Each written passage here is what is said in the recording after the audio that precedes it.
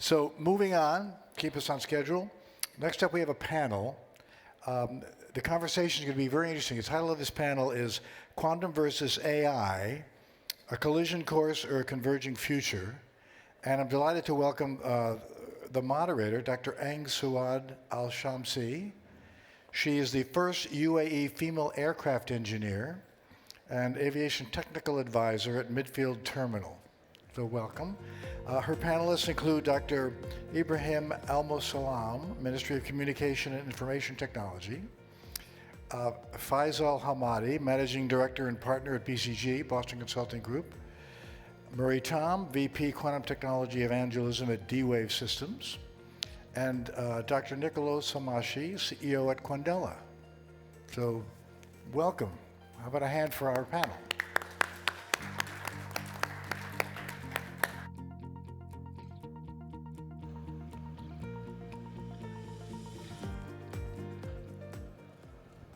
Hi, good afternoon, everyone.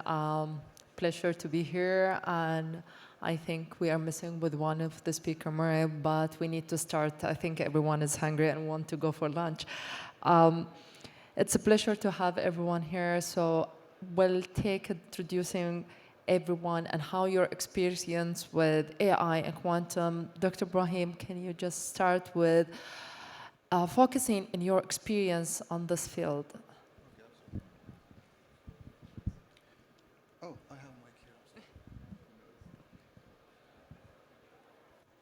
Assalamu alaikum. Good afternoon, everybody. First of all, thank you for the invitation. Pleasure to be with you here today. So I'm an advisor to His Excellency, the Vice Minister of Communication and Information Technology in Saudi Arabia. My educational background actually is a PhD in machine learning, but once I finished my PhD, I thought maybe the next step forward is to add the quantum machine learning to the mix. To my surprise, it wasn't that easy. It's that you had to learn quantum computing and quantum physics, and so I went through that journey, and I ended up somehow in quantum key distribution. Maybe that was my comfort zone because I have background in computer science. So I've lived in both worlds, the computer science world, the machine learning world, as well as the quantum world. Now I'm advising the government on how to strategize about quantum computing. Thank you, Doctor. Mr. Faisal, is it your background is similar to Dr. Ibrahim, or how your experience and how you find it with the quantum and AI and the technology nowadays? Thank you for the question, and welcome everyone. I come from a little bit of a different background. I used to do in my previous life design for classical computers, which is considered to be a sin maybe in this room. But in my recent job, what I do is help companies and governments reap the benefits of emerging technologies. We work with a number of policymakers, regulators in the region around their technology and innovation strategies, roadmaps, and policy directions, and as well with a number of enterprises around the use of emerging technologies, including AI and quantum, to realize business benefit and business value. Thank you. Dr. Nakala, can you come beside us? Because it's the gap, I know it's the different picture, but we miss him today. Can you introduce yourself to the audience, please?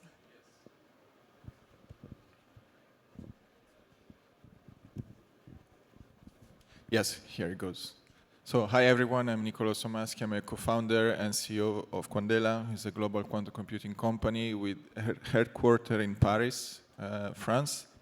We work on the full stack. We work on quantum processor, use case development, and cloud access. We manufacture our machines, and we work a lot with AI. My background is in physics, semiconductor, quantum photonics, quantum computing, and I look forward to the interesting discussion. Thank you. Let me start with Dr. Ibrahim. Today we want to talk about the relationship between AI and the quantum. How do you see this relation between them? Okay, excellent question. Thank you very much. I strongly believe that if AI is the goal, then quantum is the means, or maybe nowadays I should say AGI. But it's been the case throughout history with every major hardware milestone as soon after an AI milestone follows. Like the current AI revolution is clearly GPU powered, as we all know. But if you zoom out in time and look at the history of AI and hardware development, It goes even back to the birth of AI, arguably, when Alan Turing first proposed his question in his 1950 seminal paper, Can Machines Think? That was in 1950, shortly after the vacuum tube based computers became a thing. I think that inspired him, what's the level of machine processing can achieve. And then when the AI term was coined in 1956 by John McCarthy and his collaborators in the famous Dartmouth workshop was in 1956. That was shortly after the transistor-based computers. In the 1970s and 60s, that's like the gold old-fashioned AI, the symbolic era. That was after the invention of the integrated circuit and microprocessors. So, and obviously, when GPUs entered the AI scene, we all know the rest of the history. So there's no doubt in my mind that with quantum computing in the horizon, I think the next AI leap will be like a quantum leap. So the next AI revolution perhaps will be quantum powered. So this is the good relation we understand, but when we come to the investment, and this is the question to Mr. Faisal, is like, when you think the business decided to invest either in AI or quantum, especially for the AI solution? Look, I mean, when we look into the investment landscape today, we've analyzed both markets, and there are different levels of maturity today. It's very difficult to compare AI to quantum. Maybe at the intersection, there's a few things that are emerging. AI now is somewhere between 200 to 300 billion market size. Investments in VC was among the very few sectors that grew this year to be around $130 billion, right? And that has a much more stronger outlook going forward. In quantum, it's still at the pilot stage. When we speak to executives, 90% this year are saying they're integrating AI into their operations. 10% are saying we're piloting quantum still, right? So different levels of maturity. However, there's still a good seed to start from. Quantum size and quantum investments this year market, roughly speaking, in the 1 to 2 billion mark, but with a very strong perspective for the future. We expect by 2030 that this market size would be in the vicinity of 5 billion, and by 2040 to double to be 10 billion. So 10x in the next 15 years or so, give or take, right? The economic contribution from this is what's more important. At the moment, the path to market is prohibiting to see a lot of the value in the immediate term from quantum computers or computing in general.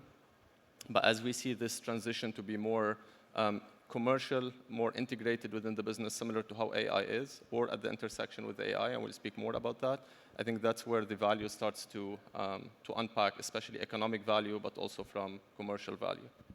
When we are saying that still in the pilot stage, people need to have thinking about the strategy and the coming 5 years, definitely there are technical challenges, Dr. Nakala. And what are the technical challenges from your experience that when we integrated quantum with the AI model, what the technical challenges you think about it?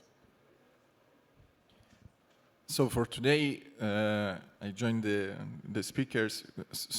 Until today, we had a love and hate relationship with AI. We were trying to beat their model. We learned that we cannot, but we learned that we can use AI to make our machines better and to use quantum now to make some computation better. So what is hard still is to compare what can quantum do, what compared to a specific algorithm or a specific model. What we do know is that we can help and enhance AI on the power consumption problem. Power consumption for AI, it's clear. We always need more data. We always need more power consumption. And we know that quantum computing can make AI better without increasing the power consumption. We can reduce the number of data to train. We can increase precision. But the power consumption of quantum computer is so small compared to large hyperscalers, so the hybrid will improve without increasing power consumption. So this is clear, and this is a concrete value today. As per what you said, let me ask you a second question. Which industry will benefit first from the hybrid computing with the quantum, and which industry you think is the first will benefit from this? So we started to explore classification model and generative model. In Quandela, we have demonstrated use case that can provide a value from today in classification. In a use case applies to finance, in some portfolio optimization, and I will discuss later on in the keynote. And on the Gen AI, in the image generation for a concrete use case for BMW and Airbus, we have improved the generated images, reducing hallucinations almost to zero, adding a quantum encoder, replacing a classical one. All right, welcome. We started the session, sorry, and welcome to the session. So let me start asking you where you come from, the D-Wave system and your experience. What the real world AI application already benefited from quantum computing, and share with us your knowledge and experience in this area. Thanks very much, and apologies for arriving late. I think the timing I got incorrect in terms of what time I needed to be here. So, and thank you very much for the audience and your time and attention. So, what I would like to share is that quantum computing and artificial intelligence are both technologies, but what we want to think about are what are the applications for the technologies and where are they heading. At D-Wave, we're building two models of quantum computers. So if the idea is to use quantum effects to perform calculations that are too slow or too hard to do with classical computing, that's the notion of quantum computing in general. And then, then the concept is, okay, well, how are quantum effects used as a resource by the computer? And the way that they're used determines the model of computation for quantum computation. So in annealing, the notion is to use quantum effects as a superhighway to move between solutions to better quality solutions. And in gate model, it's to use the quantum effects to allow the computer to store more information, to allow us to perform complicated quantum material simulation problems or to accelerate linear algebra. When I'm talking with folks about the near-term applications of quantum computing, I'm usually talking about quantum optimization problems. And optimization and artificial intelligence have a close relationship, because optimization is frequently used by AI algorithms in order to be able to build predictive models.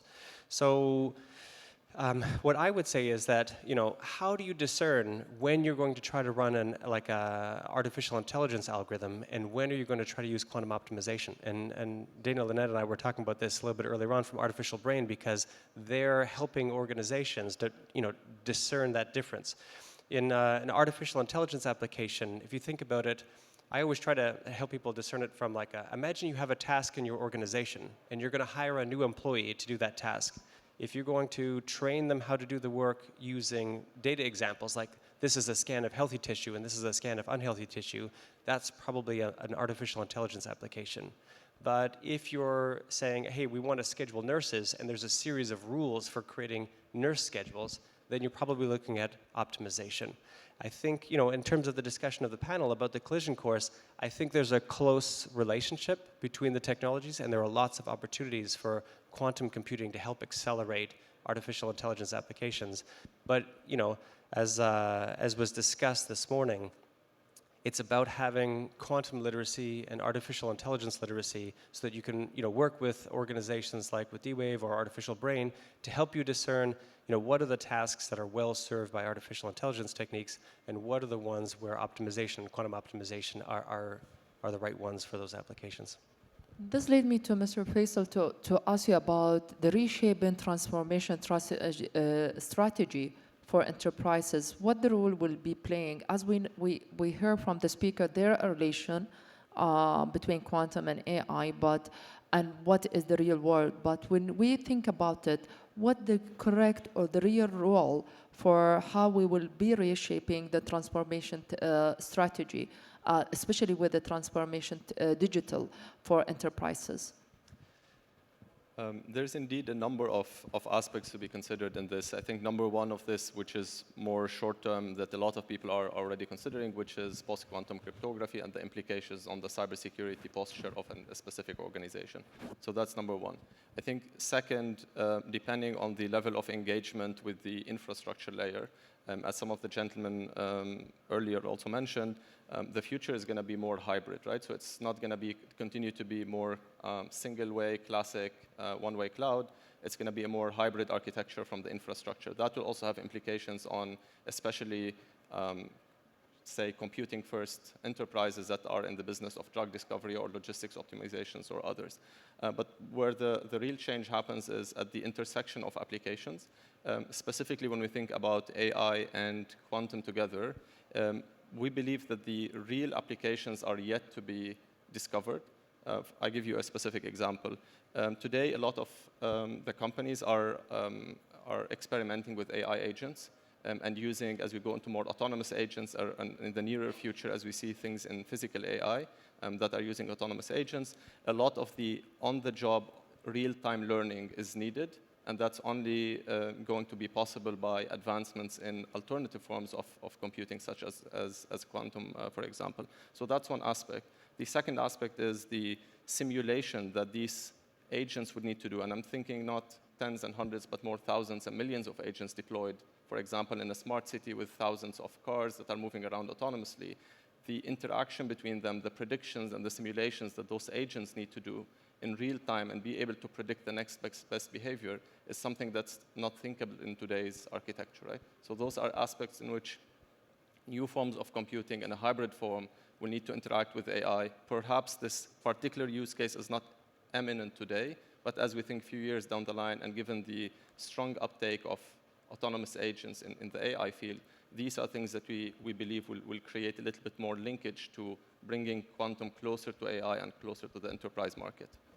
When you mention about the smart city, let me think about the government, Dr. Ibrahim, and how should the government prioritize the AI application and opportunity, either short term and the quantum in long term. So how should the government implement this strategy and prioritize it? Excellent. Alan Kay, a famous computer scientist, once said, he worked at Apple in the early 80s when started Apple. He said, if you're serious about software, you should be serious about hardware. And I think governments, if they're serious about AI, they should be also serious about quantum. Because as I said before, they're very correlated. Any advancement in hardware will definitely advance the software because they're not independent. The quantum is an advancement at the hardware layer, then you have the system layer, then you have the application layer, then you have the service layer. So any advancements in the physical layer will definitely advance all layers. Like the saying goes, rising waters will lift all boats, right? So you shouldn't look at them either or. You should look at them at both. So that's one thing. And two, it's no secret that we've seen now with the advancement of AI and how companies and countries realize that this is almost, they're regarding it as almost like a national security issue with the export controls and the access to hardware. Even if they open the restriction, just the demand itself, you cannot keep up with it. So it's a lesson that we now see that if you lag behind, you'll be left behind. So you should always shoot ahead. It's a moving target. So you shouldn't pick or choose. It's either or. It's a software and a hardware thing. You should invest in both. When we are thinking about the government and the strategy, it's more about the coming strategy for 5 years, Dr. Nakala. And when we think about research, how you find the photonic quantum computing accelerated with AI research, and how the strategy not only till 2030 in the future for 10 years? Yes, our approach is built to scale. We have seen NVIDIA CEO in CES Las Vegas early in January showing that his next generation GPUs are photonically interconnected to reduce power consumption again and to increase the data flow. So on the quantum side, it will be the same. We need photonics to scale machine. We need photonics to build the largest computer we want, where we know the use cases are, and that's our approach. So we build it to scale, and we can start from today with use cases, as we said before, in hybrid AI and quantum algorithms, with the with the flavor of photonics that permits to not be bound to qubit fidelity, and I go a bit technical, and use another kind of mapping, and use the speed of photonic to run shots and therefore be able to perform computation that has a lot of repetition and can allow increased precision at the same time.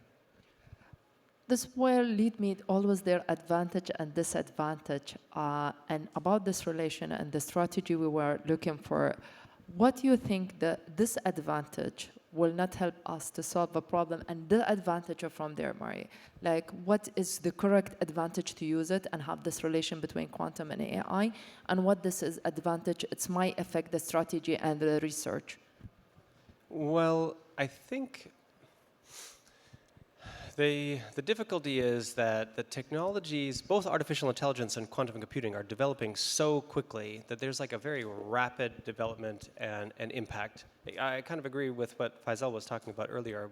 We're right on the cusp of discovering a set of applications which can be very powerful. We've already been able to demonstrate with our quantum computers that we can do calculations in 20 minutes that would take more than 1 million years to do with supercomputers, which means that as we come up with new algorithms, those algorithms are going to be running on hardware that already exists. So there could be this sort of transformative disruption as we're developing those algorithms. So the disadvantage is trying to predict exactly when that's going to disrupt our business operations, things that we're doing for our businesses. And the advantage is that we already have technology that hybridizes classical and quantum computers together. So when the task is well suited for classical computers, we've got classical computers as part of the workflow lifting the weight. And when the problem turns out to be very difficult for classical computers, the hybrid solution is already backstopped by a quantum computer to help, resolve that walnut, crack it, and then allow the workflow to continue forward. So I think the opportunity here is that we don't have to be in the difficult situation of predicting when quantum computing and artificial intelligence will sort of take over an element of how our business operations need to be running. We can actually begin right now and then have that transition occur more smoothly. And here where, Faisal, when we have the similar question, but when we will think about investment trends and having the shift toward, either we shift toward the quantum or we continue with AI, and what is from enterprise advantage and disadvantage from your experience? Look, as I said earlier, I don't think it's a matter of a choice. I don't think it's a quantum or AI. Those are two complementary technologies, similar to what was mentioned now also on the hybridity between the infrastructure, how these things will continue to complement each other. I think to build on the point that also Dr. Brahim mentioned earlier on the investments, right? At the moment with these, whether you call them emerging, frontier, or critical technologies, AI, quantum, and a number of others, the countries are realizing that the main component for driving these are public investments in initial stages, because it's not very viable for the private sector initially to pitch in, and except for big players or players who come in at a later stage. And as you go through this, there's a general trend in those deep technologies that there's a concentration of power in which we call it a winner takes all or a winner takes most. If you look into papers, patents, number of startups, revenues generated out of these, there's a general trend that today in both of those technologies, I can roughly say between the US and China, there's 50% of all of the above, and then between the next 10 countries, there's 80%. So there's quite a bit of concentration in which there will be winners and there will be losers. And the investments for today are more securing position for the future. There are two things I would highlight in this as well. I would say we have seen the energy demand surge that will definitely push more of quantum as a necessity for people who are looking into AI, so kind of a hook to pull AI out. We've seen all of those crazy ideas of building nuclear data centers next to nuclear plants next to data centers, which if you think about it is crazy that we're bumping the workload so high that we need nuclear plants to power it, right? So there definitely needs to be a change in the way we're addressing technology to create those learnings. And then the second, there has been a lot of sovereignty and geopolitical tensions around such of those technologies, in which countries that have not been able to follow the race on specific, maybe classical computing in the past or on specific types of AI, are now more willing and ready to say, how can I pitch in to be able, at early stages, to secure my spot in this quantum race so that I also do not face the same GPU issues that were faced at this stage. And last question for all of you, where you see the quantum and the relation between the quantum and AI in 2030, where your expectation after 5 years of the same discussion panel, what the changes and the challenges you think that it will be solved in 2030? So I don't think in 2030 we'll reach the fault-tolerant quantum computing. I think we'll still be talking about trying to advance it to reach that stage. But let's imagine we'll reach that point, okay, whatever year that is. I think we'll be starting to talk more about UBI and economical models more than technological challenges. I think the world will face huge economical gaps and economical challenges, loss of jobs, that we need to revolutionize the way we run the economy, basically. Faisal, from your side. Look, I think the world is moving fast. We always either under-predict or over-predict when we're trying to look for fast adoption of technology or so far. But I think we have initial proofs of concept that are starting to emerge. We've seen earlier from a number of companies without naming on the stage that are showing some very promising advancements. So if for, let's say, a prediction for 2030 that we can have a first commercial ready application that merges between AI and quantum, whether it's in a drug discovery that you've seen in one of the companies, or if it's in the traffic optimization or in financial fraud, that would be already a good starting point, I would say. Thank you, Doctor. From your side? I think that in 2030 we will be discussing use cases that we have no idea about, or implementation that we will discover in this path as AI and quantum are advancing so fast. But I do also think that we will be discussing supply chain and community adoption. How do we create the workforce? How do we make this complex technology usable, available? How we create the workforce that will allow to push in the coming years. So in Quandela, we are very much committed, and we know this will be the engine for the development, and we are working from now. Thank you. Farai, from your side? Well, I take maybe a slightly different position than Ibrahim, which is that, I don't think we're going to be waiting for fault-tolerant quantum computers. I think quantum annealing systems, I am already seeing customers using it for artificial intelligence and particle accelerators and protein binding, researchers who are looking at using the system for drug discovery optimization. So I think 5 years from now, it's going to be deeply interconnected, and we're going to see lots of quantum artificial intelligence applications. I agree with Nicolo that the computational capabilities here are going to be fantastic, but in order for people to be able to use these technologies, they have to be easy to use. We need to have short cycle times to build applications and new applications and innovate. And that's going to give us these opportunities to discover these new use cases. So I think 5 years from now, we're going to be dramatically surprised, because already 5 months from now, I think we're going to see events happening.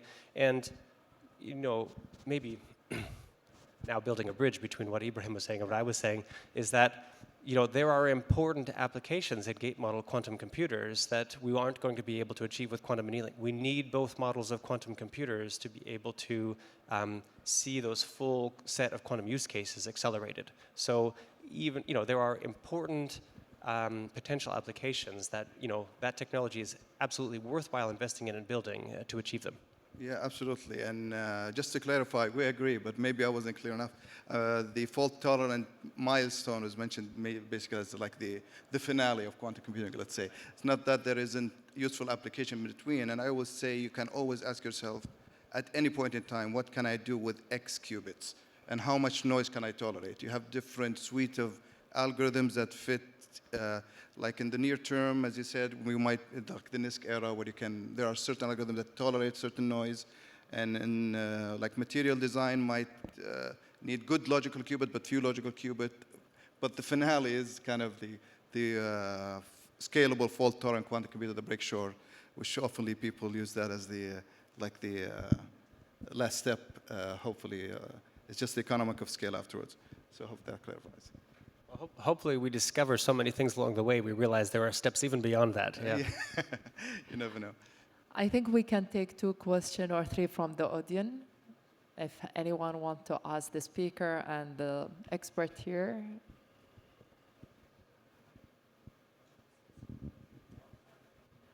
Well, I think no one has a question. Thank you for your time and looking forward for seeing you again after 5 years. Thank you.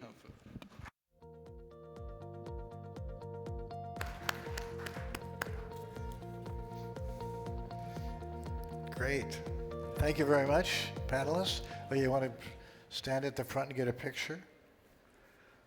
Our distinguished panel debating quantum and AI.